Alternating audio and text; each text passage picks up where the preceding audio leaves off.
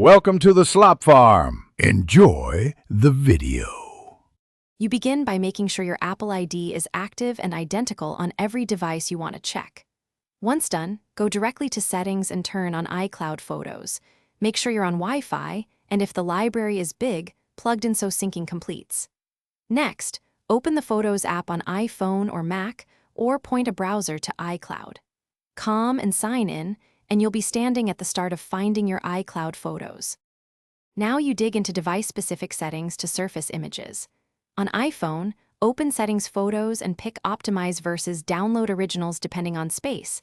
This controls whether full files are local.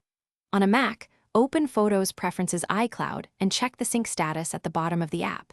If you're on Windows, use iCloud for Windows or iCloud. Calm to view and search.